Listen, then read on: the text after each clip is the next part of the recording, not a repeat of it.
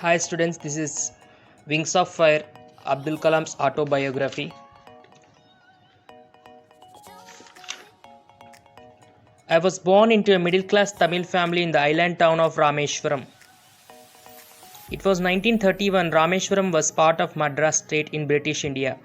I was one of many children, a short boy with rather ordinary looks born to tall and handsome parents. My father Jainulabdin was neither highly educated nor very rich. But these were not disadvantages since he was wise and possessed a truly generous spirit.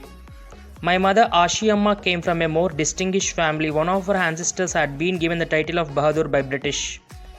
Her generosity equaled my father's. I do not remember the number of people my mother fed every day, but I am quite certain that far more outsiders ate with us than all the members of our large family put together.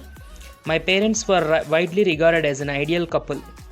Mine was a very secure childhood, both materially and emotionally.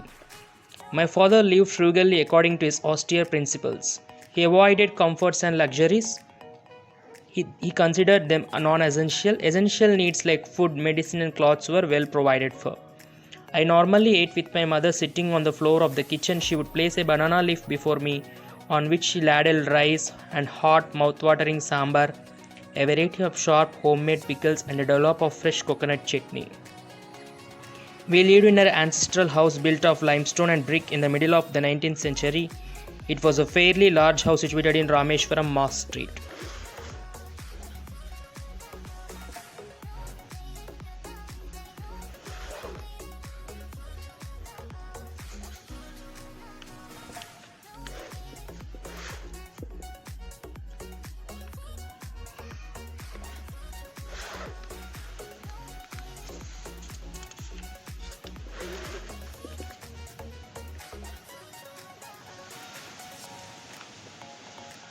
I was 8 years old when World War II started in 1939. Jalaluddin would tell me of the incidents in the war and I would later try to trace and recreate them in the headlines of Dinamani.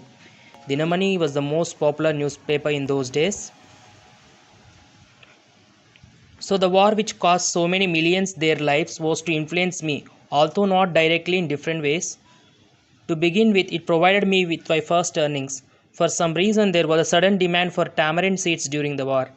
I would collect the seeds and sell them to a provision store near our house. A day's collection would fetch me then the princely amount of 1 anna.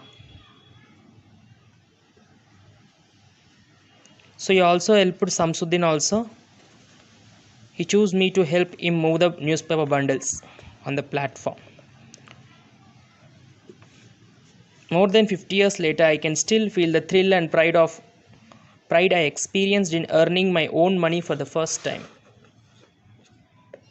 He had 3 close friends actually in his childhood: Ramanatha Shastri, Aravindan and Shivaprakash. They came from orthodox Hindu Brahmin families. In fact, Ramanatha Shastri was son of Pakshi Lakshmana Shastri, the high priest of Rameshwaram temple. Later he took over the priesthood of Rameshwaram temple from his father. Aravindan went into the business of arranging transport for pilgrims and Shivaprakash became the catering contractor for Southern Railways.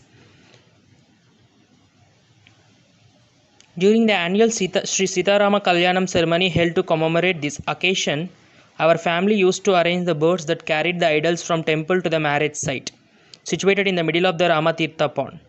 As such, events from both the Ramayana and life of Prophet Muhammad formed the bedtime stories my grandmother and my mother would tell us. We grew up imbibing both cultures and religions. When I was in 5th standard, we had a new teacher actually. Rameshwaram Elementary School. At that time, I used to wear a cap which marked me as a Muslim. I always sat in the front row next to Ramanatha Shastri, who wore the sacred thread of the Brahmins. The new teacher could not tolerate a Hindu priest's son sitting with a Muslim boy, and I was asked to go and sit right at the back of the class in accordance with my social ranking. The teacher saw it. I felt very sad, and so did Ramanatha Shastri. After school, we told our parents about the incident. Lakshmana Shastri summoned the teacher and in our presence told him, "You must not spread the poison of social inequality and communal intolerance in the minds of innocent children." Like Lakshmana Shastri, my science teacher Shivasubramanyam Iyer, he was another teacher who was his science teacher. Shivasubramanyam Iyer was a person with broad and social outlook. An Orthodox Brahmin in his upbringing, he was something of a rebel at heart. He often said to me, Kalam, you must develop your skills so that you can compete with the highly educated people in big cities. One day he invited me home for a meal. His wife, very conservative lady, was horrified at the idea of Muslim boy being invited to dine in her ritually pure kitchen. She refused to serve me.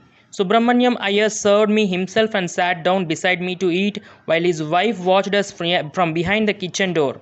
I wondered if she thought the way I ate rice, drank water and cleaned the floor after the meal was any different from the ways of the high caste Hindus were allowed into her kitchen.